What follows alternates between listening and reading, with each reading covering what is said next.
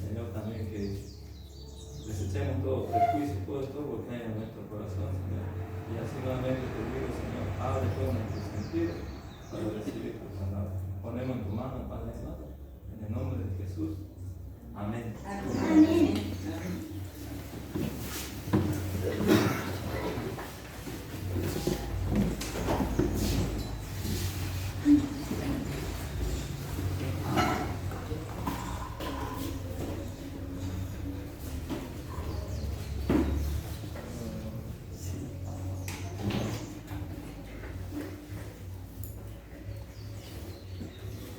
Feliz sábado, hermanos. Es una alegría que estemos acá, ¿no? Me siento feliz porque están los hermanos de Cultura y Arte Monedero visitándonos, ¿no? Y es una fiesta acá, digamos, una fiesta espiritual, ¿no? Y también, ¿no? Doy las gracias también, ¿no? Porque tengo la oportunidad, digamos, de estar acá al frente. Pues hay un pequeño grupo que está en el campo, ¿no? Por eso hay algunas personas que no se me ven acá. Pues ellos no saben, digamos, todavía que ustedes están acá.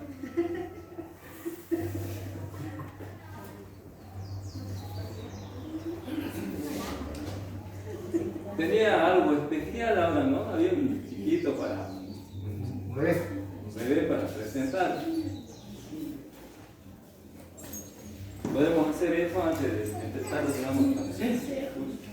Pero antes de que vengan para acá, quiero que leamos un pasaje, porque a veces siempre nos hemos acostumbrado que sea, digamos, un pastor que haga eso, ¿cierto?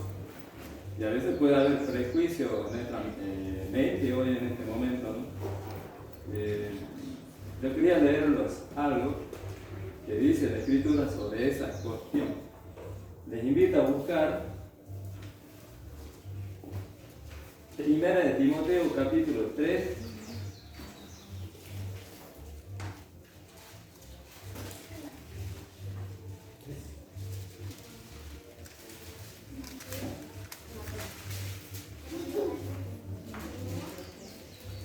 Primera de Timoteo, a ver.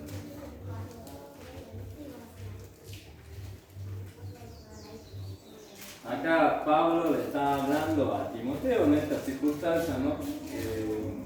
Acuérdense que nosotros, si vemos pastores cada 3 meses, puede ser cada 6 meses, ¿no? Y mientras el pastor no está, hay personas, hay hermanos, ¿no? Que tienen que estar al frente y que tienen que dirigir la iglesia, por supuesto.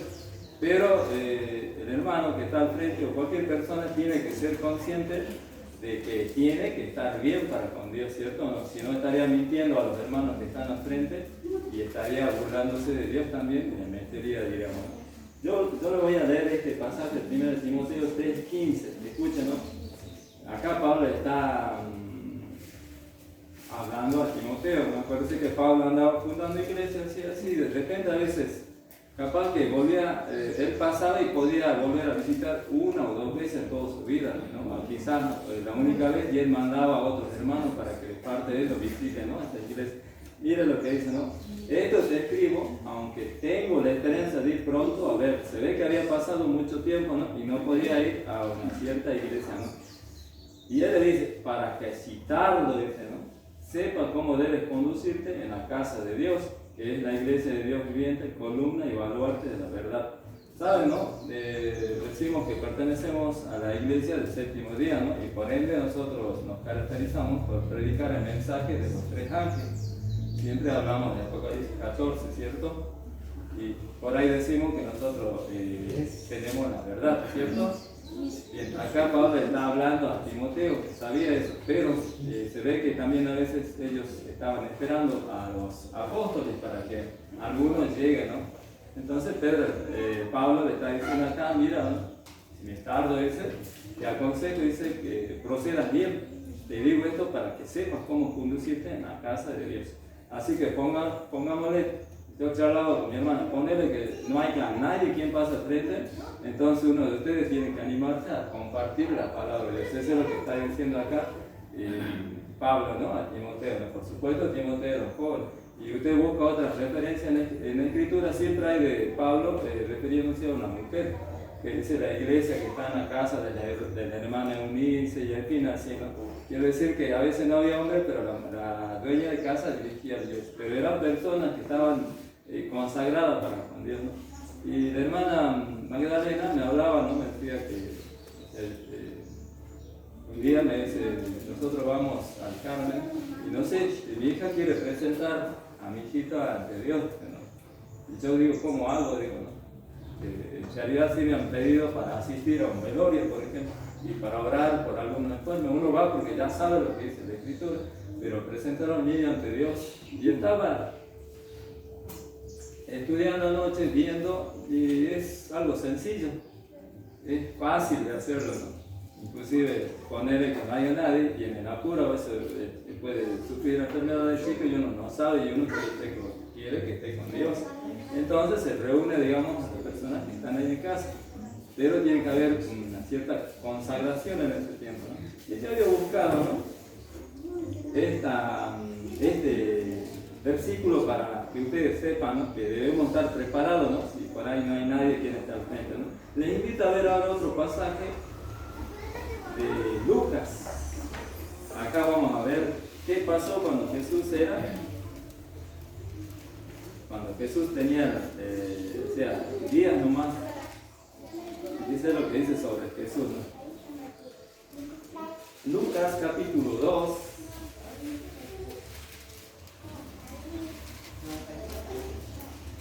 Versículo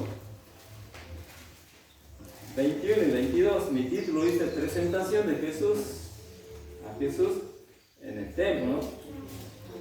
Y dice, Jesús, cumplido los 8 días para la circuncidar al niño, le pusieron por nombre Jesús, el cual le había sido puesto por el ángel antes que fuese concebido. Había una ley, ¿no? Que el niño que nacía primogénito al 8º día debía ser llevado al templo para ser circuncidado, ¿no? Ese era el primer acto, ¿no? Después está el segundo, el 22, cuando se cumplieron los días de la purificación de ellos, conforme a la ley de Moisés, le trajeron a Jerusalén para presentarle al Señor. Ese es todo, presentarle al Señor. Y habían pasado más o menos desde la circuncisión, entre 45 días más o menos, cuando María va a presentarlo, había que presentarlo, ¿no? A Dios, al niño, sea mujer o varón, ¿no? Especialmente los primogénitos, ¿no? Y acá dice, después de la circuncisión ellos van al templo para presentar a Jesús, dice, ¿no? Tengo otro versículo más. Marcos capítulo 10, también que tiene que ver con este tema de presentar a los chicos ante Dios, ¿no?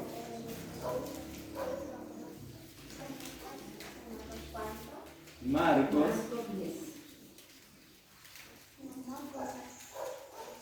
capítulo 10, versículo 13 al 16. Esto es lo que nosotros deberíamos hacer cuando hay chicos, ¿no? A veces uno nos quedamos quietos cuando hay chicos, ¿no? El padre debe afligirse por llevar al chico ante Jesús, ¿no? Y acá hay algo referente a eso, ¿no? Leo, ¿no? Lo tienen Marcos capítulo 10, versículos 13 al 16. Fíjese, y le presentaban niños para que los tocasen, y los discípulos reprendían a los que los presentaban. Los padres venían y le traían a Jesús, porque los padres no entendían quién era Jesús, pero los discípulos decían, no estorben al Señor, decían, ¿cierto? No lo dejaban atraer a los niños, ¿no? ¿Y qué le responde Jesús? Dice, viéndolo Jesús se indignó, dice, ¿no? Como dice, ¿qué están haciendo? Una forma de decir, ¿qué están haciendo, amigos? Están haciendo algo terrible, diría, ¿no? ¿Por qué? Y le dijo, dejad a los niños venir a mí y no se lo impidáis, porque de los tales es el reino de Dios. Y añade el 15, de cierto os digo que el que no recibe el reino de Dios como niño, no entrará en él. ¿Y qué hizo Jesús? El versículo 16. ¿Qué es el versículo 16?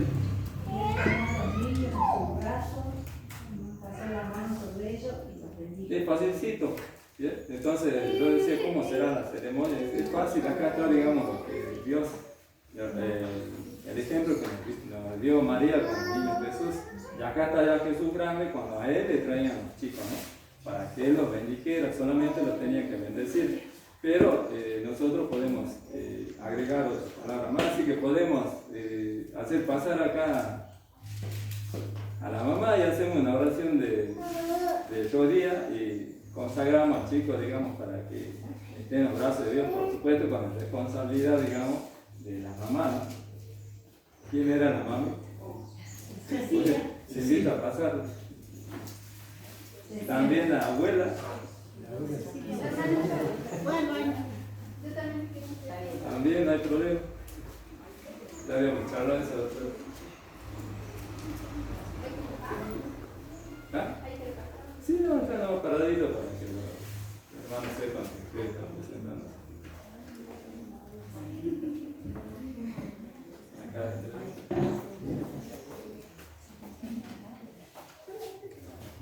Está bien, ¿no? Mire que las madres llevaban a los chiquitos a Jesús y los discípulos se molestaban por eso, ¿no? Y Jesús los regañó, ¿no? Porque era algo grave que estaban haciendo. Sí. Bien, la abuela también.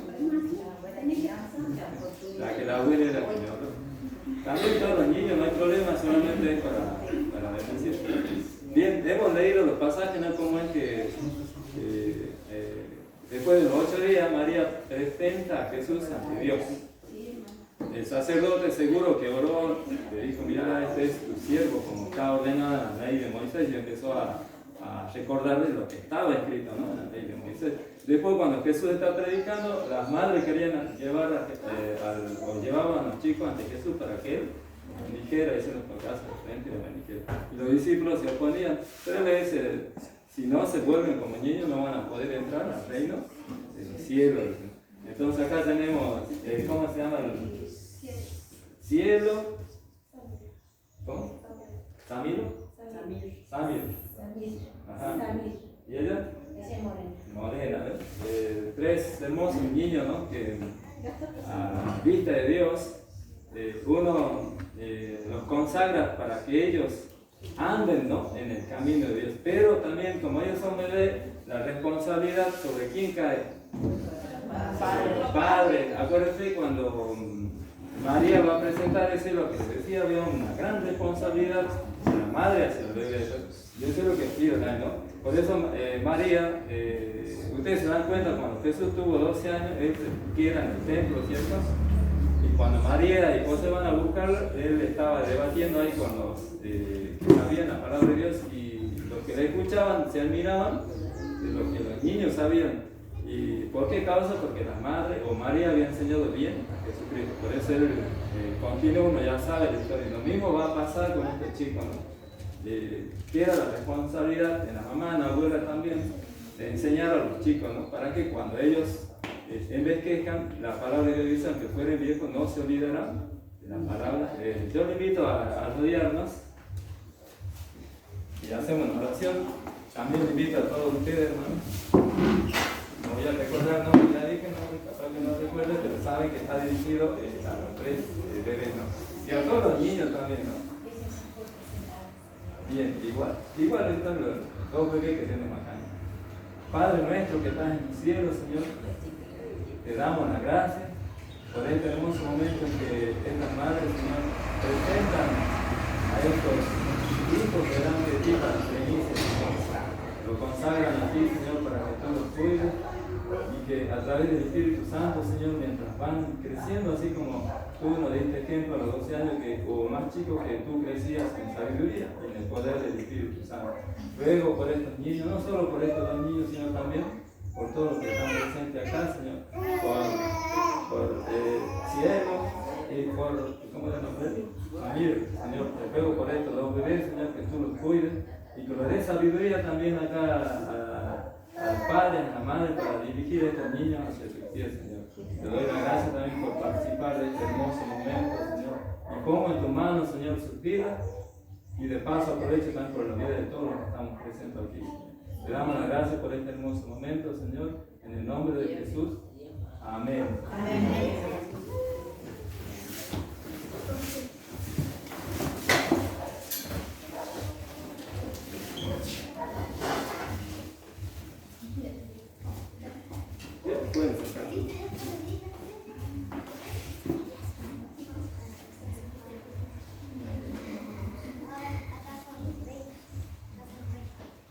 Se restaura la verdad, tengo un título, ¿no? Estaba hablando con un señor que es católico, ¿no? Y justamente pasó el viernes, estaba trabajando y me hablan afuera y voy. Y él me pregunta, ¿no? Y me dice, por supuesto, tenía algo para decir, pero antes de que nosotros conversáramos, me dice, después te digo yo, antes de todo, dice, así, yo quiero preguntarte, dice, ustedes, dice, ¿creen en la Virgen María? Y yo le miro y le digo, si yo no creo en la Virgen María, entonces Jesús no nació, le digo, ¿cómo no voy a creer en la Virgen María si ella educó a Jesús para que, mientras era niño, para que Jesús cumpliera su ministerio? Sí, yo te digo esto, ¿sabes por qué? Porque charlo con gente de otras iglesias, digamos, que no son tuyas, y todos me dicen, no, que no creemos en María, que esto, que aquello, que Jesús. Y es cierto lo que digan, ¿no? Ojalá no nos pase a nosotros, porque yo he escuchado personas cuando hablan, le preguntan de María y la persona no dice como de la manera correcta. Ella dice, no, nosotros no adoramos a María, que esto, que aquello, pero no dicen de la manera correcta. Entonces terminan negando a María. Nosotros no, dicen, inconscientemente dicen, nosotros no creemos en María. Es como que, pues, si yo digo así, es como nunca hubiera existido, ¿no? Entonces nosotros tenemos que tener, sabemos, hemos estudiado, digamos, quién es María, ¿cierto? María es una mujer de privilegios, que tuvo el honor, digamos, de que Jesús naciera a través de ella, ¿no? Por supuesto, ¿no? A través del Espíritu Santo. Entonces yo le explico esto, ¿no? Y entonces él dice, también te quiero decir, dice, porque cuando hablo con estos hermanos que dicen evangelistas, me dicen, María tuvo hijos, que así, que así, que ya no es virgen. Es una discusión que a veces nosotros nos metemos en ese y no tiene punto. O sea, ¿cómo podría decir? No vale la pena discutir sobre ese caso. Entonces él habla mucho, porque pensaba también que yo decía, sí, no, pero hay una cosa, le digo, si María tuvo hijos, pues no hay discusión para nosotros. Lo que nos interesa es que María educó bien a Jesucristo. Por eso están a los 8 años, justamente hablaba de la presentación de los chicos. Jesús va al templo a los 8 años y daba cátedra, digamos, a los que más sabían. Y le digo, hay 3 razones por las que no discutimos, pero 3 razones para decir más o menos que Jesús no tuvo hermanos menores. No es tema de discusión, le digo. Una, le digo, si Jesús hubiese tenido hermanos menores, en la antigüedad, siempre había los menores seguían a los mayores, ¿cierto o no? Y Jesús siempre que Él hace ministerio, siempre está solo, inclusive cuando Él es niño. ¿Por qué? Porque pasa ahora en la actualidad, usted es mayor y tiene hermanos menores, siempre le sigue quién está con usted, todo eso. En la antigüedad era más. El hermano menor siempre quería seguir al mayor, pero en la Escritura no le quita que a Jesús haya querido seguir un menor. Todos querían. Cuando Jesús está predicando, un discípulo le dice: Jesús, tu madre y tus hermanos te buscan. Y Jesús le dice: mi madre y mi hermano son todos ellos, los que están acá escuchando las palabras de Dios. Ahora bien, difícilmente podrían haber sido menor de edad. ¿Por qué? Porque los menores no tenían autoridad sobre mayor. Entonces, estos que estaban buscándole con María eran hermanos mayores de Jesús, o sea, por parte de José. 3. Y eso me gana él, ¿no?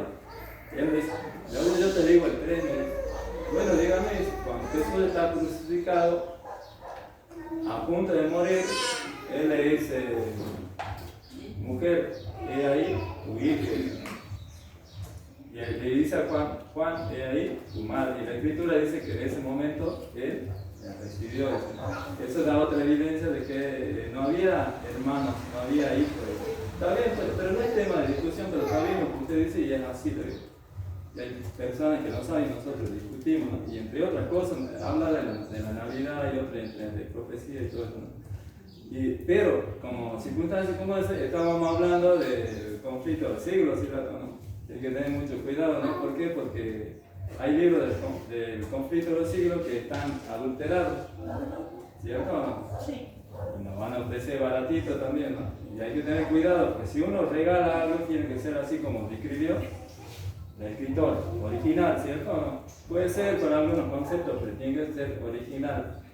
¿Por qué? Porque un libro, cualquier sea, inclusive un autor secular, cuando hace un libro, usted manipula algo que hace el escritor, si se entera de eso, le hace una denuncia, ¿usted es cierto o no?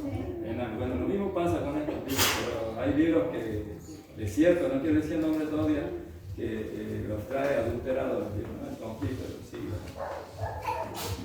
Eso, ¿no? Y debemos tener mucho cuidado con eso, ¿no? Ahora bien, dice, se restaura la verdad. Le invito, por lo menos, a anotar conflicto de los siglos, página 512, si se anima a anotarlo.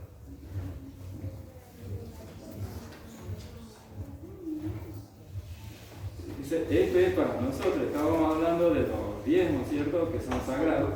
También la palabra de Dios es sagrada, ¿no? ¿Por qué? Porque la Escritura dice que es una riqueza que no tiene valor, ¿no? ¿Por qué? Porque es incalculable, dice que es más que todas las piedras preciosas que hay, ¿no? Cuando aprendemos de las palabras de Dios.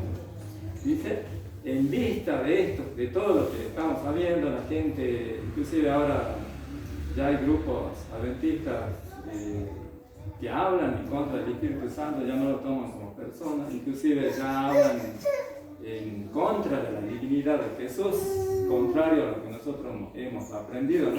Pero hay gente adventista que usted le escucha la predicación y nosotros como adventistas que defendemos la verdad y tiene razón, ¿no?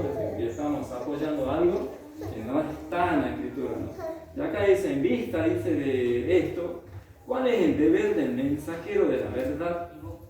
¿Cuál es el deber de nosotros? Si usted sabe que alguien está errado y le pregunta, ¿cuál sería su deber? Seguro, ¿no? Enseñarle a la luz de la Escritura, ¿no? Llegará tal vez a la conclusión de que no se debe predicar la verdad, puesto que a menudo no produce otro efecto que el de impulsar a los hombres a burlarse o a resistir sus exigencias. ¿Qué me venís a decir vos? Si está establecido por la religión y si es una fiesta religiosa, está bien, nosotros lo hacemos, lo están diciendo personas que entienden de religión, que saben de Dios, cuando nos obligan a hacer cosas que no corresponden a la luz de la Escritura, ¿no?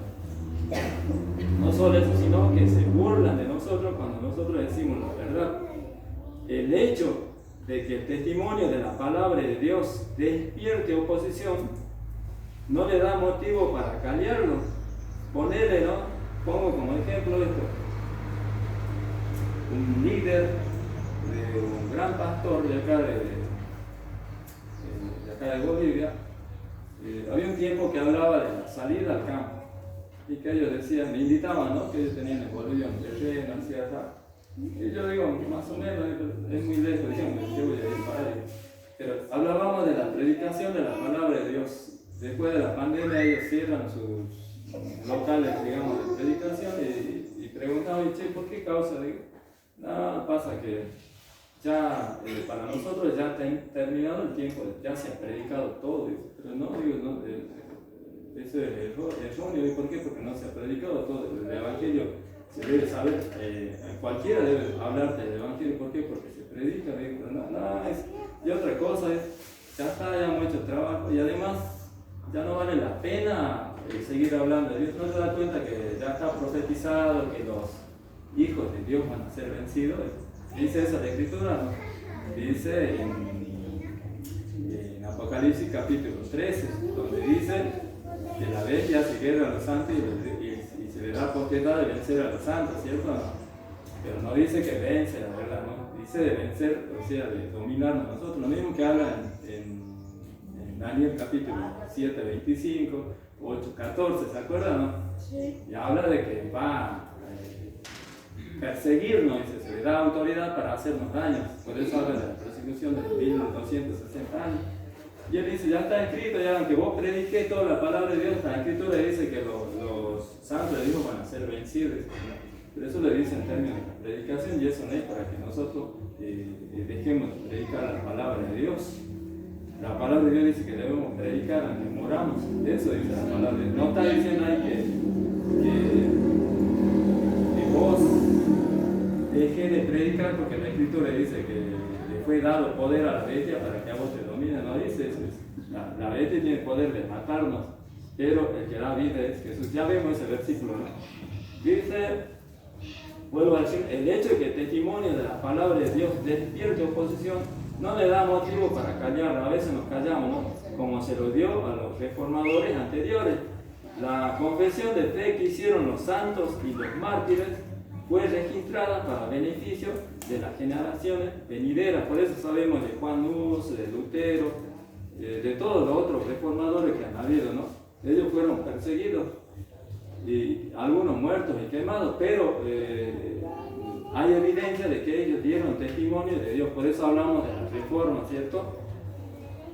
Los ejemplos vivos de santidad y de perseverancia, integridad, llegaron hasta nosotros para inspirar valor a los que son llamados para actuar como testigos de Dios.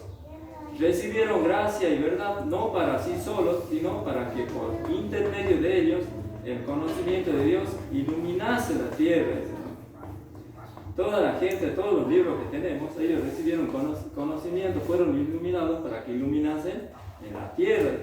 ¿Ha dado Dios luz a sus siervos en esta generación? ¿Tenemos luz nosotros como esta última generación? Tenemos luz, ¿cierto? No sabemos, quizás no lo podemos desarrollar bien, pero dice la palabra de Dios, dice, ¿qué debemos hacer? Si tenemos luz, dice, en tal caso, deben hacerla brillar para el mundo. Eso es lo que tenemos que hacer nosotros. Si Dios nos dio la luz, tenemos la luz, entonces debemos hacerla brillar, no poner la luz bajo en el muro, dice, ¿no? Sino que la luz es para alumbrar. Antiguamente el Señor declaró a uno que hablaba en su nombre. Esto lo conocemos, varias veces hemos tocado estos versículos. Dice, la casa de Israel, empero, no querrá escucharte. A ver si van memorizando dónde está. A ti, porque no quieren escucharme a mí. Sin embargo, dijo, les hablarás mis palabras, hora que oiga, hora que dejen de oír, pero siempre sabrán que hubo profeta entre ustedes. ¿Se acuerdan a quién le decía eso?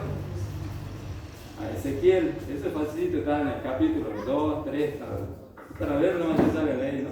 Quiero leerlo, está en Ezequiel capítulo 3, 7 y 2, 7. Al siervo de Dios en nuestros días se dirige la orden Fíjese, esto es para nosotros en estos días. Eleva tu voz como trompeta, declara a mi pueblo su transgresión. Eso es lo que nos dice a nosotros, a la casa de Jacob, sus pecados. En la medida de sus oportunidades, pesa sobre todo aquel que recibió la verdad, la misma solemne, terrible responsabilidad que pesara sobre el profeta a quien el Señor dijo: Hijo del hombre, yo te he puesto por atalaya a la casa de Israel. Por tanto, oirás de mi boca la palabra y les amonestarás de mi parte. Cuando yo diga al inicuo, cuando yo diga al inicuo, él va a hablar a través de nosotros, ¿cierto? Fíjense, ¿no? Cuando yo diga al inicuo, oh hombre inicuo, ciertamente morirás. Si tú no le hablas para amonestar al inicuo de su camino, él, siendo inicuo en su iniquidad, morirá, mas su sangre yo la demandaré de tu mano. Pero cuando tú hubieres amonestado al inicuo de su camino para que se vuelva de él, y si no se volviere de su camino, por su culpa morirá, mas tú has librado su alma. Ese es el trabajo, esa es la responsabilidad que Dios nos da a nosotros. Por eso es importante, ¿no? Regalar un folleto o cualquier, si tenemos un libro a la mano, compartir a las personas, ¿no? Porque a través de esos folletos va información, ¿no? Para que la persona nunca diga que nadie le ha compartido algo, ¿no? Dice, el gran obstáculo se opone a la aceptación, a la proclamación de la verdad. Es la circunstancia de que ella acarrea inconvenientes y oprobios, así como dice este muchacho. ¿Para qué vamos a predicar más si la Escritura dice que los santos van a ser vencidos? ¿Cierto? Y no quiere, ¿sabe por qué? Porque cuando iba a decir algo, la gente, nada, que me venía a hablar así, que de esto, de aquello. Siempre había mensajes, o sea, respuestas negativas, pero entonces él se desanima y usa el versículo este. ¿Para qué si ya la Escritura dice que los santos van a ser vencidos? Ya vamos a ver ese pasaje en segundo. Este es el único argumento contra la verdad que sus defensores no han podido nunca refutar. Siempre hay miedo, ¿para qué voy a hablar si no me gusta escuchar eso? Pero esto no arregla a los verdaderos siervos de Dios. Los verdaderos siervos no les importa eso, inclusive si la amenazan de muerte, ellos van a seguir predicando la verdad. Ellos no esperan hasta que la verdad se haga popular. Convencidos como lo están de su deber, aceptan resueltamente la cruz, confiados con el apóstol Pablo en que lo momentáneo y leve de nuestra tribulación nos obra una sobremanera alto y eterno peso de gloria, teniendo como antaño Moisés por mayores riquezas el vituperio de Cristo que los tesoros de los egipcios. Segunda de Corintios, capítulo 4, 17, si quiero leerlo, y también está Hebreos 11, 26, donde habla de Moisés. Acuérdense que Moisés era príncipe de Egipto, ¿no? Él iba a ser el heredero del trono, ¿no? Y de repente él vuelve a sus raíces, se entera de lo que estaba pasando el pueblo hebreo ahí como esclavo. A veces uno dice, ¿por qué escapa? Yo me ponía a pensar, pero ¿cómo es que la Escritura dice que él dejó todo eso por sufrir con su pueblo? Resultamente que Moisés se informa cuál era su genealogía, ¿no? Y él se da cuenta que él pertenecía al pueblo de Dios. Por eso es que cuando él está por actuar, uno diría por cuenta propia, cuando ve pelear dos hebreos ahí, entonces él, maltratar a un egipcio, a un hebreo, entonces él se interpone, ¿no? Porque ya había entendido que iba a haber un salvador. Entonces cuando él va y mata al egipcio, el hebreo dice, ¿qué eres pues sobre nosotros? Y entonces Moisés escapa, ¿no? Estuvo 40 años preparándose en el campo, ¿no? Para volver después a rescatar a Israel del egipcio, ¿no? Y acá dice que él no estimó, dice, el ser grande como rey, como egipcio, sino, dice, se sujetó, digamos, a la voluntad de Dios. Podemos leer también esa historia en Hebreos.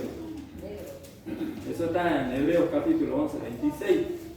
Cualquiera que sea su profesión de fe, solo los que son esclavos del mundo en sus corazones obran por política más bien que por principios en asuntos religiosos. A veces nosotros podemos hablar de la palabra de Dios políticamente, ¿no? Para atraer gente, ¿no? Pero solamente para sacar beneficios de ella, ¿no? Dice, debemos escoger lo justo porque es justo, y dejar a Dios las consecuencias. El mundo debe sus grandes reformas a los hombres de principio, fe y arrojo. Esos son los hombres capaces de llevar adelante la obra de reforma para nuestra época. Si morimos, ¿se acuerdan de Apocalipsis capítulo 14, 13?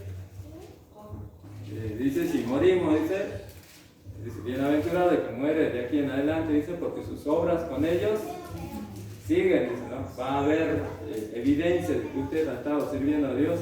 ¿Por qué? Porque alguien va a decir, el hermano que falleció, murió, él me hizo conocer la palabra y yo sigo ahora y estudio y es así, ¿no? Por eso dice, sus obras con ellos siguen, después de muerto, ¿no? Así dice el Señor, escúchame, los que conocéis la justicia, pueblo en cuyo corazón está mi ley. A nosotros nos dice, no temáis el vituperio de los hombres, ni os acobardéis con motivo de sus ultrajes, porque como un vestido los consumirá la polilla, y como la lana los consumirá el gusano, mas mi justicia durará para siempre, y mi salvación de siglo en siglo. Eso nos dice a nosotros, ¿no? Por cualquier circunstancia, si uno tiene miedo, o a veces podemos tener la mala suerte de que siempre que hablemos a alguien, sean negativos con nosotros. Pero la palabra de Dios está hablando acá de que debemos predicar la verdad, tal como Dios nos ha enseñado. No debemos tener miedo a lo que el hombre diga. También tengo, ¿no?, otro pasaje, cómo alcanzar la paz. Hemos visto acá que sí o sí tenemos que predicar, porque Dios es luz y nos ha iluminado a nosotros, y nosotros debemos hacer brillar esa luz, ¿no? Y eso quiere decir que debemos predicar la palabra de Dios, ¿no? No solo eso, sino tiene que ver con nuestro hecho de vida y todo, ¿no? También ahora es cómo alcanzar la paz del alma. ¿Cómo podemos alcanzar la paz del alma?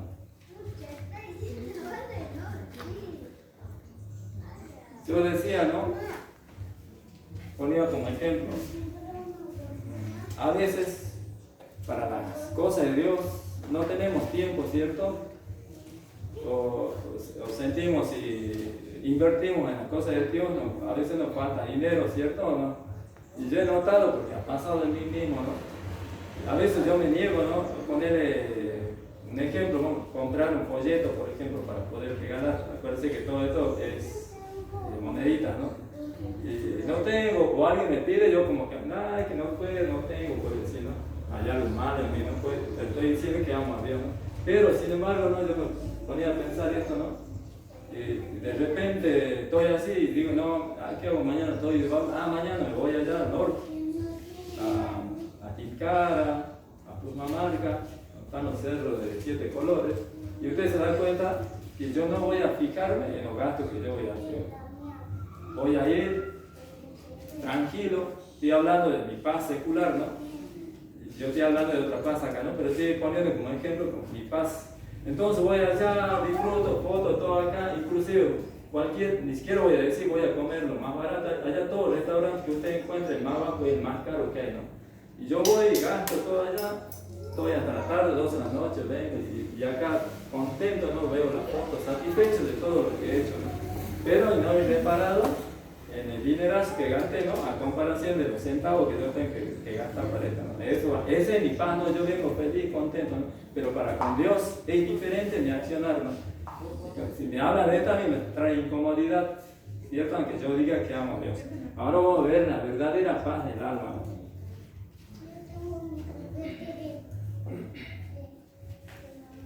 Dice, el mundo está entregado a la sensualidad, a la concupiscencia de la carne y la concupiscencia de los ojos y la soberbia de la vida gobiernan la masa del pueblo. Pero los discípulos de Cristo son llamados a una vida santa.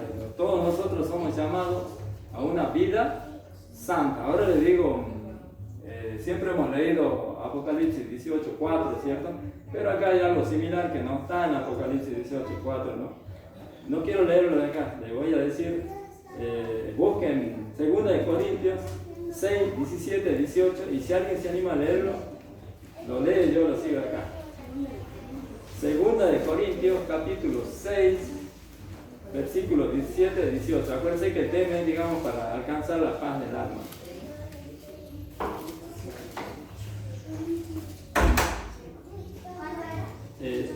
Segunda de Corintios, capítulo 6, versículos 17 y 18. A ver si alguien se anima. ¿Quién lo tiene? A ver. Segunda de Corintios, capítulo 6, versículos 17 y 18. A ver qué dice.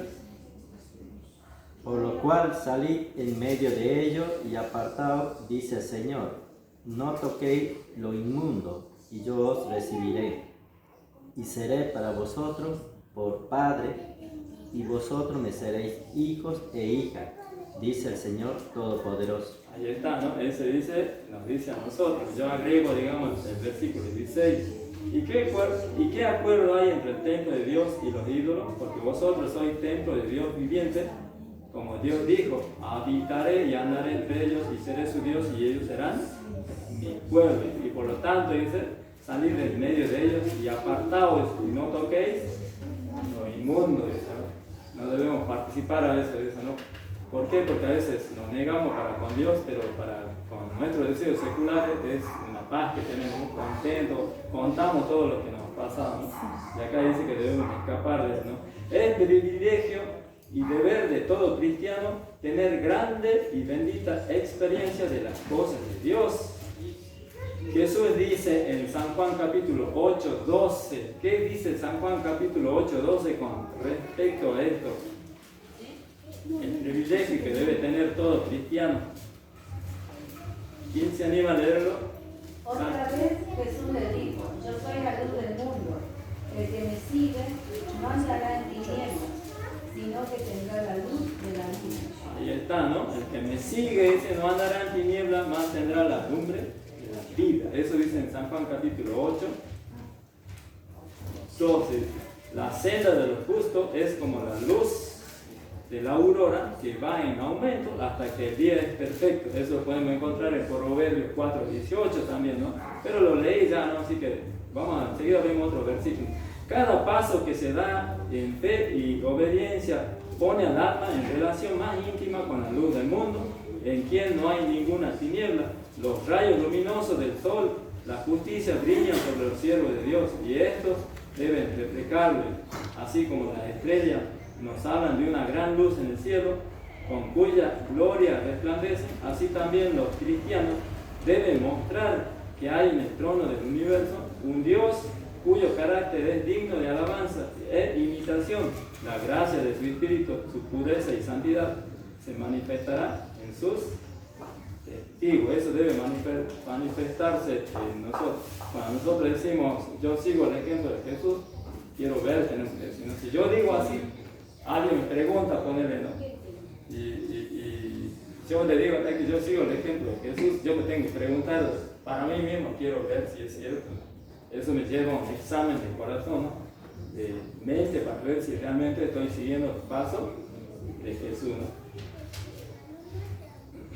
Tales son los frutos de la conversión y de la santificación, según la Biblia, y es porque el mundo cristiano mira con tanta indiferencia los grandes principios de su justicia expuestos en la palabra de Dios, por lo que se ven tan raramente estos frutos.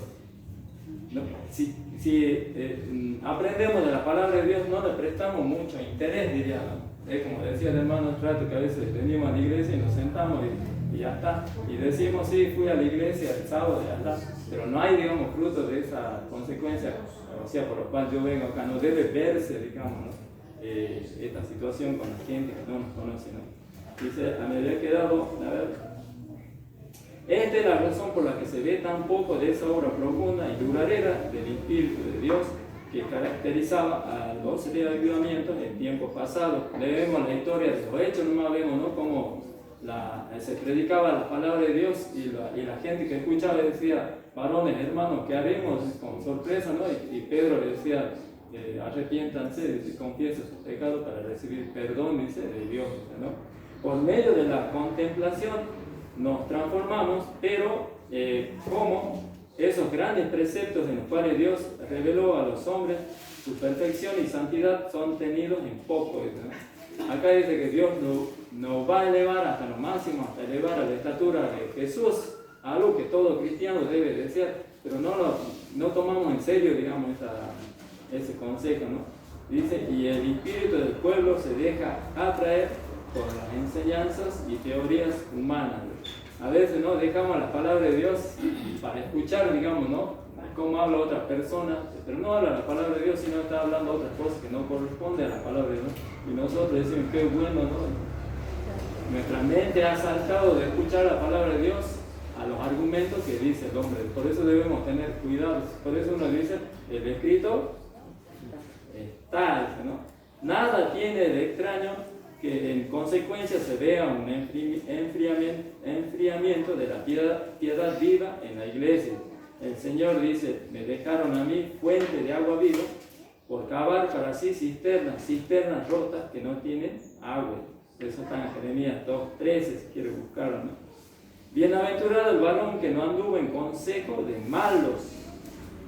Antes en la ley de Jehová está sus delicias. En su ley medita día y noche, y será como el árbol plantado junto a arroyos de agua que da su fruto en su tiempo, y su hoja no cae, y todo lo que hace prosperará. Este es que yo había leído, no entendía bien esto. ¿Qué será eso? ¿No? Que el árbol, a veces uno quiere ser bendecido por Dios, ¿cierto? Nos gusta la bendición, que Dios puede tener buen trabajo, no te falta nada, en todo caso ya eres bien bendecido, ¿no? Pero ¿hay fruto o no? Para nosotros sí, pero no fruto de nosotros hacia los demás, ¿no? Acá dice, bienaventurado, dice, ¿no? Me invita a ver, busquen Salmos capítulo 1 y 1 a 3. Y si alguien se anima a leer, léalo, porque este es para nosotros y es algo hermoso, digamos. A ver quién se anima. Salmos capítulo 1, versículo 1 a 3. A ver, Salmos capítulo 1, versículo 1 al 3. ¿Qué dice, hermano? ¿Puedo leer? A ver, hermano. Dichoso el hombre que no anda en el consejo de los malos, ni se distrae en el camino, ni se detiene en el camino de los pecadores. Antes dice, ni se sienta en la silla de los burladores. Antes en la ley del Señor se deleita y en su ley medita de día y de noche. ¿Cuánto? Serán como árbol plantado junto a corrientes de agua, que da su fruto a su tiempo. Su hoja no cae y todo lo que hace prospera. Dice que da su fruto a su tiempo. Nosotros disfrutamos las bendiciones, pero no damos fruto, ¿no? Y dice que debe dar fruto a su tiempo. Algunos dicen, no, todavía no ha llegado mi tiempo. ¿Se acuerdan? ¿Han escuchado eso o no? Dice, cuando dice esto de fruto a su tiempo, es como que uno está detente, uno va y sale y alguien nos conversa. No sería el tiempo que nosotros tenemos, la oportunidad que nos presenta para que nosotros podamos dar testimonio de que amamos a Dios. Así como este muchacho, acuérdense que yo no fui a hablarle a este señor, ¿no? Él me llamó y bueno, de repente ahí me pregunta, entonces no me quedaba otra, o sea, dejar mi trabajo y ponerme a conversar con él. Estuve como una hora conversando sobre el tema, ¿no? De María y entre otras cositas más, ¿no? Dice, ¿no? Solo en la medida en que la ley de Dios sea repuesta en el lugar que le corresponde, habrá un avivamiento o reavivamiento de la piedad de fe primitiva entre los que profesan ser su pueblo. Así dijo Jehová, paraos en los caminos y mirad y preguntad por las sendas antiguas, cuál sea el buen camino, y andad por él, y hallaréis descanso para vuestras almas. Este versículo, si quieren, lo ven en Jeremías 6:16, que tiene, acuérdense que Jeremías tenía la paz del alma, ¿no? ¿Por qué? Porque él acataba, digamos, el mandato de Dios, ¿no? Y él es el que escribe esta parte, ¿no? Él obedecía la palabra de Dios, él mismo, por ahí en algunas partes decía, no, ya todos murieron para matarme, si se acuerdan la historia de Elías también, ¿no? Lo mismo es Ezequiel y de Jeremías también, ¿no? Por eso en el anterior lo hemos leído, dice que no temas, porque las personas se lo va a comer como se come la ropa, la polilla, dice, no, como se come el gusano de las lanas, dice, no les tengan miedo, aunque como diciendo, si morís igual yo tengo poder para levantarte, dice, ¿no? Y este último le dice, ¿no? Que debemos mirar por las sendas antiguas, que debemos parar. Está hablando de la santa palabra de Dios, hacerlo conocer, digamos, lo que dice en el Antiguo Testamento. Acuérdense que ahora la mayoría está diciendo que de Malaquías, porque se habla mucho del diezmo y la ofrenda. Malaquías quedaría dentro del Nuevo Testamento. Después de Malaquías para atrás no sirve, no es el Antiguo Testamento, ¿no? Pero para pedirte el diezmo usa Malaquías, ¿no? Pero sabemos, ¿no?, que toda la palabra es verdad. Nosotros decimos que debemos volvernos a las sendas antiguas que tienen que ver con el Antiguo Testamento, diríamos nosotros. Sería la paz del alma. Esta es la paz del alma, ¿no? Buscar a Dios, ¿no? También que tiene el fin esperado es el fruto de nuestra vida, compartiendo la palabra de Dios, ¿no?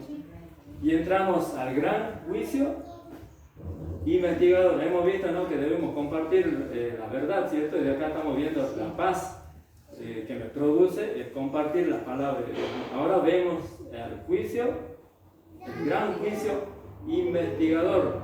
Sabemos esto como adventistas del séptimo día, ¿no? ¿Cuándo empezó el juicio, el gran juicio investigador? 1844. ¿Cuándo? 1844. El 22 de octubre de 1844. Está bien. Poner que no te acordes, digamos, el día, pero sí sabemos que es en el año 1844. ¿Por qué? Digamos que hay una profecía que empieza, creo que en el 541. ¿Alguien que me ayude? Más o menos por ahí, ¿no? Sí. Y que termina en 1844. Nosotros sabemos, ¿no?, que estamos en el juicio investigador, que sería el juicio de los muertos, ¿no? Si usted, por eso, cuando lee Daniel capítulo 7, habla, ¿no? Dice que fue puesto un trono y se sentó un anciano de día, dice, y que millares de millares estaban ahí y millones de millones asistían, dice, ¿no? Y los libros fueron abiertos. Entonces eso nos da, digamos, a entender de que hay un juicio investigador.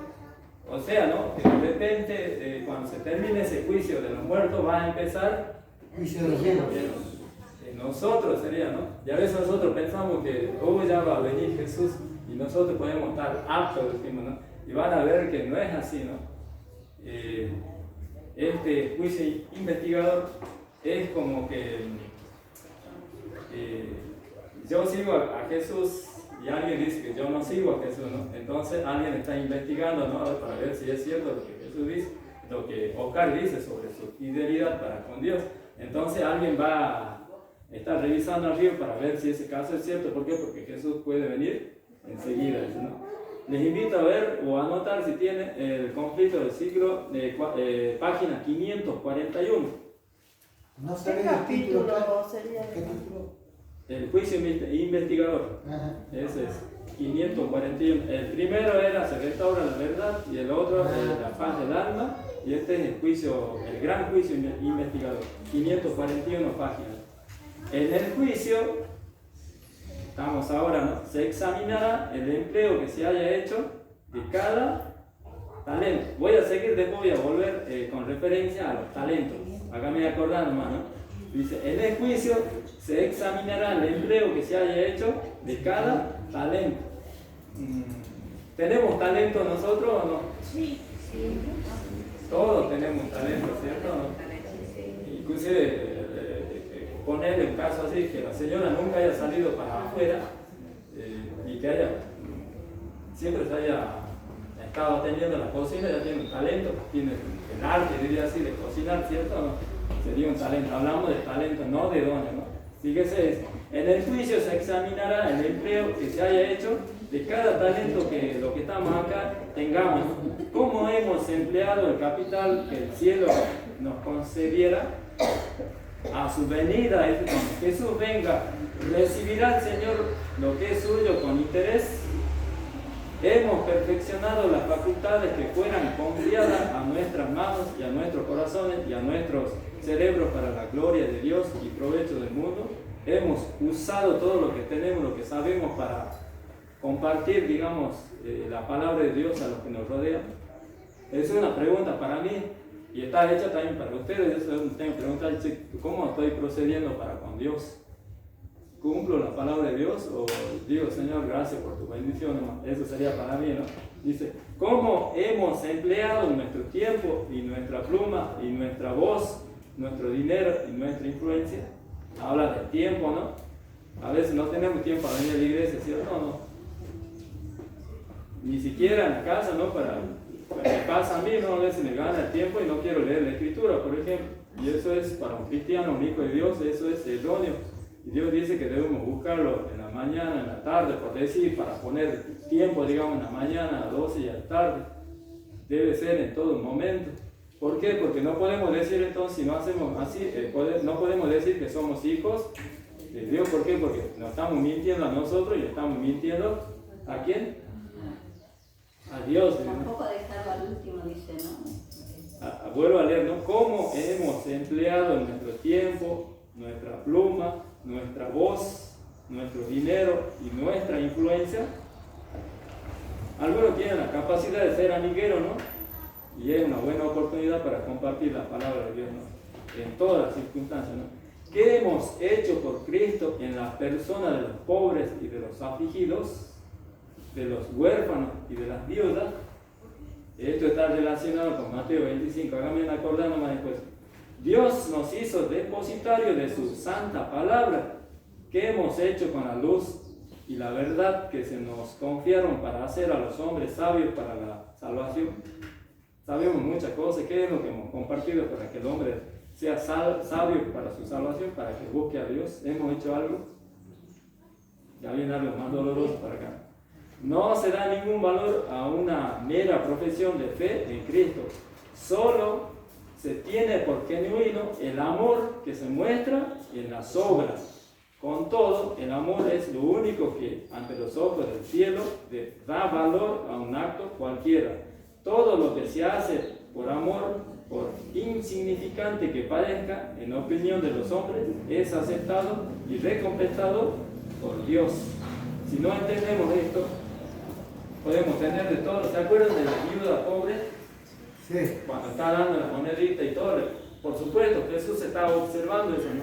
Y le decía a los apóstoles, fíjense, pero no solo Jesús estaba observando eso, también había los otros que iban y sacaban y tiraban así, mira lo que da esto, ¿no? Y Jesús, para hacernos ver, digamos, en contraposición de la gente que daba mucho así, o sea, así, como se ponía más arriba que la pobre viuda, Jesús les digo, os les digo, ¿no? Que todo eso dan que sobra. ¿Se acuerda usted que hemos hablado hace rato en la escuela sabática que a veces nosotros damos a Dios de lo que nos sobra, ¿cierto o no? El último tiempo, un poquito, tengo 4 horas para ver tele y 10 minutos demasiado para Dios, puede decir, ¿no? Y acá Dios le estaba diciendo eso a los discípulos, ¿no? Todos ellos dan para Dios lo que les sobra, pero yo digo, ¿no? Que la viuda dio todo. Yo estaba dando una monedita insignificante, sería, ¿no? Y era todo lo que tenía, ¿no? Y yo estoy seguro que Dios nunca le hizo faltar algo para comer a esa viuda. Si no, le diría, no, pero como, si no tiene para comer, diríamos, ¿cierto o no? Pero Dios le bendecía a ella, ¿no? ¿Por qué? Porque en su corazón había esto, de dar todo por Dios. Ella, esa viuda, podemos saber de que no era una persona cualquiera, ella sabía del reino de Dios, por eso hacía eso. Y nosotros que tenemos más luz, ¿cómo procedemos para con Dios? Pregunta para mí, para ustedes también. Vuelvo a leer esta partecita. Todo lo que se hace por amor, por insignificante que parezca, en opinión de los hombres, es aceptado y recompensado por Dios. El egoísmo escondido de los hombres aparece en los libros del cielo. Todo eso está registrado, ¿no? Allí está el registro de los deberes que no se cumplieron para con el prójimo, el de su olvido de las exigencias del Señor. Allí se verá cuán a menudo fueron dados a Satanás tiempos, pensamientos y energías que pertenecían a Cristo. ¿Somos ladrones en esa cuestión? No solo el diezmo, ¿no? También somos ladrones cuando nosotros le robamos nuestro tiempo a Dios. Yo decía hace rato ese ejemplo que a veces no tengo tiempo para con Dios, o no tengo dinero, pero sin embargo me voy de turismo para allá, para el norte, ¿no? Y gasto en lo que sea, ¿no? Sin decir que es caro, ¿no? Y vengo, qué bueno, chévere. Algunos de esas también comí un bife de llama, algo que nadie hace, y es lo más caro que hay, ¿no? Sin embargo, para Dios no hace eso, ¿no? Harto, tristes son los apuntes que los ángeles llevan al cielo. Seres inteligentes que profesan ser discípulos de Cristo están absorbidos por la adquisición de bienes mundanos o por el goce de los placeres terrenales. El dinero, el tiempo y las energías son sacrificados, y la ostentación y el egoísmo, pero pocos son los momentos dedicados a orar, a estudiar las Sagradas Escrituras, a humillar el alma y a confesar los pecados. Poquito tiempo damos esto en la vida religiosa, ¿no? Pero sí, para hacer nuestras necesidades seculares tenemos tiempo de sobra, ¿cierto? Satanás inventa innumerables medios de distraer nuestra mente de la obra en que precisamente deberíamos estar más ocupados. El archiseductor aborrece las grandes verdades que hacen resaltar la importancia de un sacrificio expiatorio y de un mediador todopoderoso. Sabe que su éxito estriba en distraer las mentes de Jesús de su obra. Fatal, ¿no? Yo siempre veo, ¿no? Siempre para mí, el ejemplo para mí mismo es el celular. Capaz que tengo la Biblia y está el celular, y yo miro la Biblia así, y miro el celular, y capaz que tenía sueño, miro la Biblia, voy a dormir, miro el celular y se me va el sueño enseguida, ¿no? Qué manera de distraer, ¿no? de Satanás, ¿no? Dice, ¿no? Los que desean participar de los beneficios de la mediación del Salvador no deben permitir que cosa alguna les impida cumplir su deber de perfeccionarse en la santificación, en el temor de Dios, en vez de dedicar horas preciosas a los placeres, a la ostentación o a la búsqueda de ganancias, las consagrara a un estudio serio y con oración de la palabra de verdad. El pueblo de Dios debería comprender claramente el asunto del santuario y del juicio investigador. Ahora hablamos del juicio investigador. A veces hay muchos hermanos adventistas que no saben del juicio investigador, ¿no? El juicio investigador es para que nosotros nos fijamos. Ahora nosotros, como hijos de Dios, se está examinando los registros de los que ya han muerto, ¿no? Y eso empezó en 1844, donde se terminan las profecías más largas. De repente va a empezar, no sabemos cuándo va a terminar, pero va a empezar el juicio de los vivos. Entonces Dios dice, no, eso quiere decir que me tengo que preparar. ¿Por qué? Porque cuando empieza el juicio investigador, quiere decir algo, y va a haber una sentencia, porque si es el juicio de los vivos, quiere decir que Jesús ya está por salir del lugar santísimo. ¿Por qué? Porque está por poner fin al tiempo de gracia. Por eso sabemos nosotros que estamos en el juicio investigador, pero que de repente va a llegar el juicio de los vivos, y eso quiere decir que debo estar preparado. Vamos a ir después a un tema de eso. Todos necesitan conocer por sí mismos el ministerio de la obra de su gran sumo sacerdote. De otro modo, les será imposible ejercitar la fe tan esencial en nuestro tiempo, o de desempeñar el puesto al que Dios los llama. Si yo no tengo en cuenta el juicio investigador, entonces no voy a prepararme, porque no tengo miedo. Porque digo, ¿qué voy a decir? Nada, tarda mucho, no va a pasarme nada. Pero si yo sé que el juicio investigador puede empezar hoy, mañana, pasado mañana, ¿qué tengo que hacer? Porque yo quiero irme con Jesús, ¿cierto o no? Entonces, ¿qué tengo que hacer yo? Estar preparado. Prepararme, orar, dice, estar alerta, enseñar la palabra de Dios. Hemos visto, ¿no?, que dice, por lo menos, ahora leo enseguida, de que debemos llevar almas a los pies de Jesús. Si no lo hacemos, vamos a ver qué dice, ¿no?, la Escritura. Leo esta partecita, mira. Cada cual tiene un alma que salvar o que perder, ¿cierto o no? Porque si sabemos la palabra de Dios, no es para nosotros mismos. Si nosotros nos quedamos con eso, somos egoístas, digamos, y el egoísmo no va con Dios. Dice que cada cual tiene un alma para salvar o perder. Puede ser para perder porque a veces no nos hemos comportado, digamos, de acuerdo a la voluntad de Dios, porque alguien puede decir, les cuento esto, una señora me encuentra, me dice, yo no la reconocí, yo la vi una sola vez, me dice, Oscar, y yo la miro así, y tratando de recordar ahí para ver quién es, sí, cómo le va, así, y ella me dice, ¿ya has encontrado lo que te han robado? Y yo, ¿quién es esta señora? ¿Y cómo sabe eso si nadie sabe? Solamente sé yo, le digo. Y no, en eso ando, recién vengo de ahí, voy para allá, y entonces, ¿cómo te va? Le digo, entonces tratando de que ella sepa que estoy reconociendo, pues, ¿cómo me reconocí? No, ¿qué pasa? Que pensé que usted trabajaba y todo, por eso me digo, ¿qué hace esta señora acá que no está trabajando? No, así, esa me cuenta su historia. Entonces, hablando, me dice, cuénteme todo, me dice, y yo, había una cosita que contarle, me estaba negando. ¿Usted es cristiano? Me dice. Y los cristianos no mienten, me dice. Yo soy católica, y he notado que todos los cristianos son mentirosos, me dice. ¿Cierto o no? Te dicen esto, te dicen aquello, yo tengo parientes que son cristianos y son todos mentirosos, dicen así cuando están en la iglesia y son de otra manera, así, y yo le digo, sí, tiene razón, ella dice, pero yo soy uno de esos, que no soy tan así como usted le dice. Entonces cuénteme todo, porque los cristianos no mienten.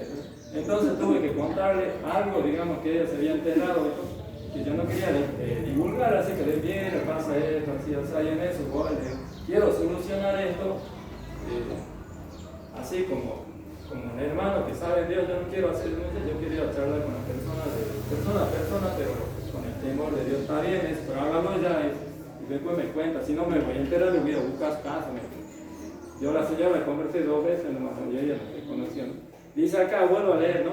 Cada cual tiene un alma que salvar o que perder, todos tienen una causa pendiente ante el tribunal y Dios te van a preguntar ahí, ¿no?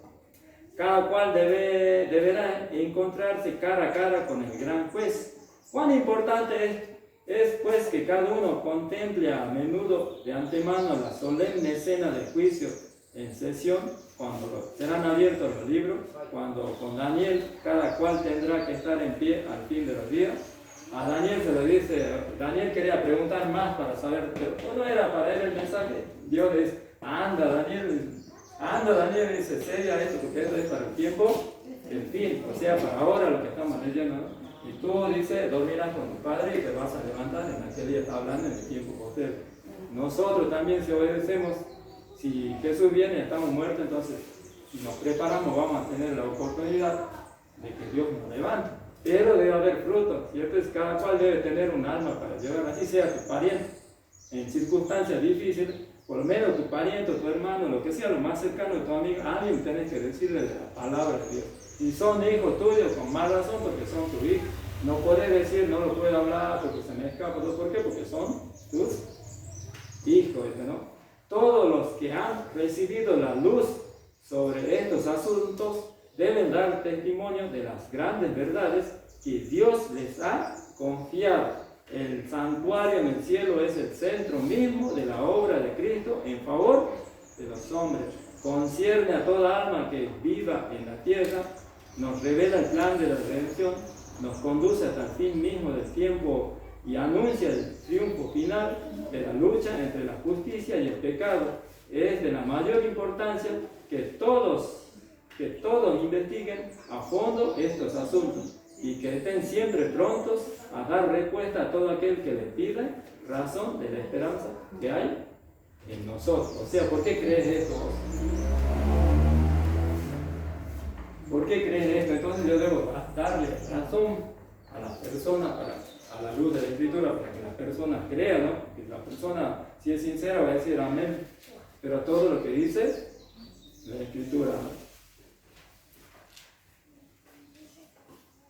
Dice, solemnes son las escenas relacionadas con la obra final de la expiación. Incalculables son los intereses que están envueltos. El juicio se lleva ahora adelante en el santuario celestial. Esta obra se viene realizando desde hace muchos años.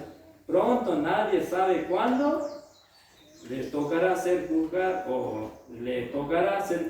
a los vivos. Eso es lo que decía. Estamos en el juicio de los muertos y de repente nos va a tocar a nosotros. Y como Dios nos da evidencia enseguida de que eso va a pasar, lo que Dios quiere es que no nos perdamos, de que debemos estar atentos para cuando llegue ese momento, que no nos tome por sorpresa. Acuérdense que no está hablando de la segunda venida, no está hablando, digamos, del tiempo, del cierre de la puerta de gracia, ¿no? En la augusta presencia de Dios, nuestras vidas deben ser pasadas en revista. En este, más que cualquier otro tiempo, conviene que toda alma preste atención a la amonestación del Señor. Acá está esto que digo yo. A veces no siempre usamos este versículo como la segunda venida de Cristo, ¿no? San Marcos capítulo 13, 33, me invito a leer. San Marcos capítulo 13, 33.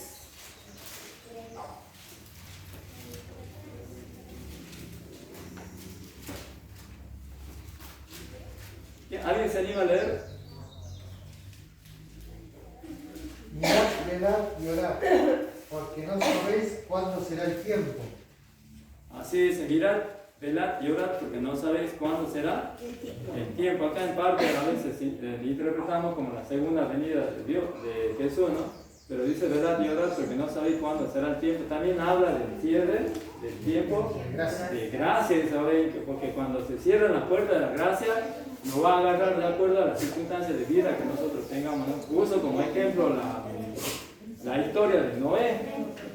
Cuando Noé cumple ya su trabajo, Dios le dice que entre al arca, ¿no? ¿Quién cierra la puerta del arca? Dios. Entonces es algo simbólico de que Dios es quien cierra la puerta de la gracia, ¿no? Pero la gente que no tuvo la oportunidad de entrar al arca, ¿qué estaba haciendo afuera? Jesús dice que estaban comiendo, bebiendo, casándose, haciendo su vida normal. Seguro que ellos también decían creemos en Dios, pero no acataban, digamos, las órdenes de Dios, ¿no? Entonces la puerta de la gracia ha sido cerrada para ellos y había 7 días más, ¿no? Que debía esperar el hombre, ¿cierto? Y por eso debemos estar preparados. ¿Por qué? Porque en esos 7 días de su preparación Moisés, Noé estuvo fuerte. En eso ha pasado un día, 24 horas, otro 24 horas encerrados, mientras los otros decían, Moisés, ¿qué hace? Ya está 2 días, ¿no? Ellos tenían la fortaleza que habían adquirido como hijos de Dios, por eso había un aguante. Ellos decían, no, si Dios dijo que va a pasar esto, va a pasar. Pasados los 7 días, vino el diluvio y se lo llevó a todos. Dice que la fe de Noé condenó al resto, ¿no? En Apocalipsis capítulo 3, a ver, alguien, un poquito más ya termina. Aguántenlo casi. Apocalipsis capítulo 3, versículo 3. ¿Qué dice? Eso está relacionado con Marcos 13, 23. Sí, Apocalipsis capítulo 3, versículo 3. A ver, alguien que lo lea, por favor. Acuérdate pues lo que has recibido y oído. Guárdalo y arrepientes, si no eres vigilante. Vendré como ladrón, nunca sabrás a qué hora vendrá a ti. Ahí está, me dice, vendré como ladrón, dice, y nunca sabrán a qué hora vendré. Eso está hablando, digamos, de cuando empieza el juicio de Dios, cuando se cierra la puerta de la gracia. Por eso dice, arrepiéntete, dice, vamos, también arrepiente. ¿Por qué? Porque va a venir un momento que ni te vas a dar cuenta que ha venido y vos vas a seguir viviendo normal, pero ya tu oportunidad habrá pasado, ¿no? Cuando quede concluida la obra del juicio investigador, quedará también decidida la suerte de todos, para vida o para muerte. El tiempo de gracia terminará poco antes de que el Señor aparezca en las nubes del cielo. Así pasa, ¿no? Al mirar hacia ese tiempo, Cristo declara en el Apocalipsis, el que es injusto, sea injusto todavía, ¿no? Aún el que es sucio sea sucio aún, y el que es justo sea justo aún, y el que es santo sea santo todavía. He aquí, yo vengo pronto, y sabes como hay un tiempito de espera, ¿no? Y dice, y mi galardón, dice, ahora sí, ¿no? conmigo para dar recompensa a cada uno según sea su obra. Ahí está diciendo aquí que yo vengo pronto ahora, ¿no? Para dar el galardón según sea su obra. En otro dice que yo vengo como ladrón, dice, y tú no habrás sabido eso, ¿no? Ahí está hablando del cierre de la puerta de gracia, ¿no? Dice, los justos y los impíos continuarán viviendo en la tierra en su estado mortal. Los hombres seguirán plantando y edificando, comiendo y bebiendo, inconscientes todos ellos de que la decisión final e irrevocable ha sido pronunciada en el santuario celestial. Antes del diluvio, después que Noé hubo entrado en el arca, Dios lo encerró en ella, dejando afuera a los impíos. Pero por espacio de 7 días, el pueblo, no sabiendo que su suerte estaba decidida, continúa en su vida descuidada y ávida de placeres y de mojo de las advertencias del juicio que los amenazaba. Quedó sellada su suerte, ¿no? Se cerró la puerta de la desgracia. Estaban vivos todavía, ¿cierto? ¿No? Y se esperó 7 días más para que se ejecute el juicio que Dios había dicho, ¿no? Así dice el Salvador. Así también será también la venida del Hijo del Hombre, en Mateo 24, 29. Inadvertida como ladrón a medianoche, llegará la hora decisiva que fija el destino de cada uno, cuando será retirado definitivamente el ofrecimiento de la gracia que es dirigida a los culpables. Todos los días tenemos, Dios está esperando, ¿no? Ya estoy a punto, ¿no? Y cualquier rato empieza el juicio de los vivos y haya sido sellado nuestra suerte, ¿no? Les invito a ver en Marcos capítulo 13, 35.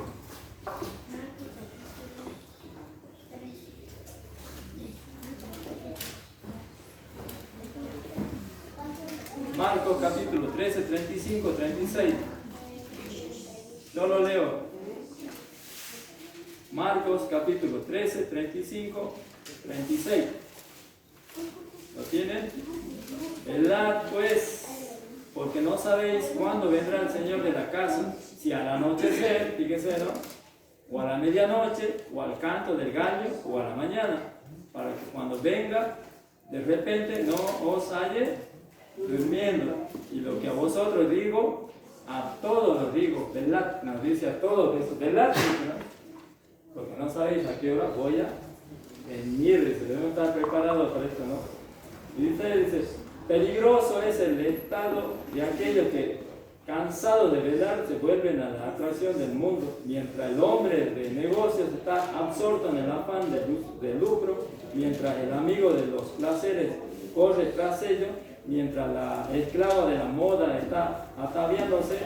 Puede llegar el momento en el que el juez de toda la tierra pronuncie la sentencia. ¿A quién la pronunció en vivo la sentencia? A Dios. Tiene que ver con la puerta de la gracia también. ¿Se acuerdan a quién Dios le ejecutó la sentencia en vivo cuando él estaba en vivo? ¿Se acuerdan de Belsasar? Ah, sí. Daniel, capítulo 5, 27. Ese es para nosotros también, ¿no? Lo que nos puede estar pasando también ahí, ¿no? Acuérdense que Belsasar sabía bien la historia de su padre, cómo es que Dios procedió con el padre y cómo Nabucodonosor se convirtió a Dios, ¿no? Belsasar podría haber sido el nieto y él sabía bien la historia de Nabucodonosor, ¿no? La historia de los amigos de Daniel, inclusive de Daniel mismo, ¿no? ¿Por qué sabemos eso? Porque Daniel le dice, tú, sabiendo todas estas cosas, diría, no has preparado tu corazón para servir a Dios. Fíjese, nos diría a nosotros, ustedes, hijos míos, que saben todas estas cosas, no han preparado sus corazones para recibir. Y dice que la balanza, Belsasar fue puesta en balanza, lo mismo que nosotros, hoy cuando empieza el juicio de los vivos, ¿no? ¿Qué dice entonces en Daniel 5:27? Fuerte, que se anima a leerlo. De que pesado ha sido en balanza y ha sido hallado falto. Ahí está, ¿no? Pesado ese, después de que ya sabían la palabra de Dios, todo, no diste gloria a Dios, sino que adoraste a otros dioses. ahí sale un poquito, ¿no?, de las cosas santas de Dios, ¿no?, a través, digamos, de las cosas santas, ¿no? Después tenemos que tener cuidado también cuando utilizamos la santa palabra de Dios, ¿no? Para nosotros es algo sagrado, ¿cierto o no? Y acá dice, pesado ha sido en balanza y fuiste hallado falto. No hubo más oportunidad, ¿no? Eso fue una sentencia en vivo. ¿Por qué? Porque a la hora nomás él es muerto, ¿no? Y el poder fue pasado. Y eso es para nosotros. Que a la hora puede significarse después del cierre de la puerta de gracia, 7 días más, dice, ¿no? Que podría ser simbólico, ¿no? Así como lo pero no es. Todo versículo terminamos. Eso es el juicio investigador, ¿no? Hemos visto, ¿no? La verdad es restaurada, como debemos enseñar la palabra de Dios, la paz que nos produce, ¿no?, el compartir la palabra de Dios, y el juicio. Sabemos, ¿no?, que es el juicio investigador. Quería que vean Daniel. Esto tiene que ver con la consagración de cada persona que somos como creyentes en Dios, ¿no? ¿A quién le dijo Dios, eres muy amado? A Daniel. A Daniel. ¿Por qué razón le dijo? Porque siempre estaba preparado. Sí, bien preparado, inclusive hasta la muerte, ¿cierto o no? Sí. Acuérdense que él era un esclavo que estaba en un país pagano, en una nación pagana, y era el único, ¿no? Porque ese nombre ya había otros judíos que sí acataban, digamos, las órdenes de Nabucodonosor, pero no así con Daniel y sus 3 amigos, ¿no? Por eso Dios le llama amado. ¿Y por qué razón? La razón está, lo dice en 2 partes. Podemos buscar Daniel capítulo 7. Este es para nosotros, para que Dios nos diga, Oscar, buen amado, o cualquiera de nosotros que estamos acá, ¿no? Daniel capítulo 1, 8, veamos primero. Y alguien tiene, por favor, póngase esta palabra que Dios le va a decir a usted, ¿no? Daniel capítulo 1, 8, ¿qué dice? Daniel propuso en corazón no contaminarse con la porción de la comida del rey, ni con el vino que él bebía. Pidió, por tanto, al jefe de los eunucos que no se le obligase a comer. Ahí está, ¿no? Daniel propuso en su corazón no contaminarse. ¿Qué debemos proponer en nuestro corazón? No contaminarnos con la comida. A veces nosotros podemos decir de la comida, ¿no? Pero acuérdense que Daniel, no solo eso era de la comida, sino era también de las fiestas idolatras que había ahí, ¿no? Costumbre, todo, ¿no? Acá uno lee, no, Daniel no se contamina con la comida, tiene que ver con su vida, porque él estaba en medio de gente que adoraba a otro Dios, así que él dispuso en su corazón no contaminarse, diríamos, ¿no? Y el 9 dice, y puso Dios a Daniel en gracia y en buena voluntad con el jefe de los eunucos. O sea que si por ahí venía el eunuco y llamaba a todos los que no pertenecían al linaje de Daniel, dice, vamos, hay que adorar esto, y no, Daniel, quédate nomás. Por eso dice, puso en gracia a Daniel a la vista del jefe de los eunucos. Tenemos otro versículo más, 9:23, Daniel 9. Sí, un versículo más y terminamos. Capítulo. Daniel capítulo 9, versículo 23, ¿quién se anima? Tan pronto como empezaste a orar, fue dada la respuesta. Y yo he venido a enseñártela porque tú eres muy amado. Entiende pues la palabra y entiende la misión. Al principio de tu ruego fue dada la orden y yo he venido. ¿Nosotros oramos o no? Nosotros oramos, ¿no? Y a veces no nos, como que siempre la oración que nosotros hacemos debe ser para compartir la palabra de Dios, ¿no? Buscar el reino de Dios. El resto Dios va a añadirlo, ¿no? Lo que te falta, digamos, ¿no? Y él dice, al principio de tu ruego fue dada la orden y yo he venido para enseñártela porque tú eres muy amado. Yo estaba diciéndole otra vez que era muy amado. Último, 10, ahí nomás, capítulo 10, 11, lo leo yo. Ahí nomás, Daniel 10, 11. ¿Lo tienen? Y me dijo Daniel, varón muy amado, está atento a las palabras que te hablaré, porque y ponte en pie, ¿no? Salto al 2, entonces me dijo Daniel, no temas, porque desde el primer día que dispusiste tu corazón a entender y a humillarte en la presencia de tu Dios, fueron oídas tus palabras, y a causa de tus palabras yo he venido, ¿no? Entonces, varón muy amado, 2 veces le llama varón muy amado de Dios a Daniel, ¿no? Y eso debe ser para nosotros, pero para que Dios nos llame muy amado, por supuesto hay muchos otros versículos, ¿no? Debemos consagrarnos a Dios, debemos tener nuestro corazón dispuesto para servir a Dios. Dios le bendiga, hermanos, y hemos visto que debemos restaurar la verdad y que debemos buscar también la paz que viene, ¿no?, por causa de la predicación de la palabra de Dios, y que también por predicando la palabra de Dios nos predicamos para pasar el juicio de los vivos, para esperar la segunda venida de Jesús. Que no sea así, ¿no? El pesado ha sido en balanza y fuiste hallado falso. Que no sea eso para nosotros. Dios nos bendiga, hermano. Amén. Nos ponemos de pie para cantar el himno 69. No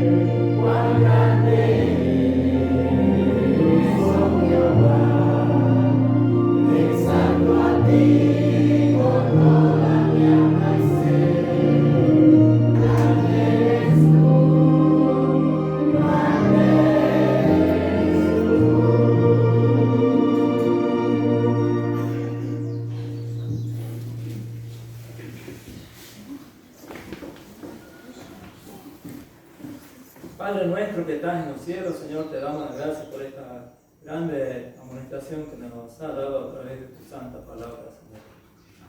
Ayúdanos, Señor, en esta situación. Queremos servirte así como Daniel y poner nuestro corazón para obedecerte a ti, Señor. Queremos ser llamados porque tú eres muy amado, así como lo dijiste a Daniel, porque Daniel te servía hasta lo máximo, Señor, hasta la muerte, Señor. Queremos ser también uno así como Daniel, Señor, y seguir el ejemplo de Jesús.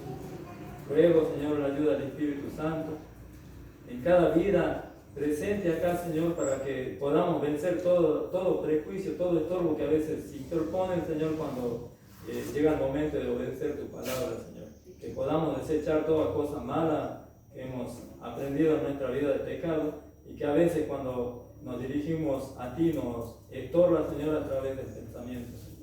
Por eso, Padre amado, límpianos todas estas suciedades, Señor. Haznos aptos, Señor, para compartir tu palabra a otras personas que no saben de ti, Señor. Te damos la gracia por todo lo que estamos acá, Señor, y que seamos una bendición a nuestros parientes, a nuestros amigos cuando regresemos a casa, Señor. Así también te pido por todos los otros hermanos que no han estado presentes acá, Señor, para que ellos también puedan vencer sus problemas, sus prejuicios, sus estorbos, Señor, y que en las próximas reuniones puedan ellos estar presentes. Te pido no solo por el Carmen, sino también te pido por todo el mundo, Señor, en toda la provincia, todo el mundo, Señor. Y por aquellas personas que están reunidas en el campo o en iglesias, también te ruego por ellos, para que ellos también, a través del Espíritu Santo, obedezcan tu palabra, Señor, y se comparta, Señor, el mensaje de la verdad presente, Señor, y tengan la paz que significa compartir la palabra de Dios y tengan la seguridad de pasar, Señor, en este juicio investigador que de repente va a empezar por los vivos, Señor. Te damos las gracias, Señor, y esperamos también tu segunda venida, Señor, pero no así nomás, sino obedeciendo tu palabra, Señor. Te damos las gracias nuevamente, Señor, en el nombre de Jesús.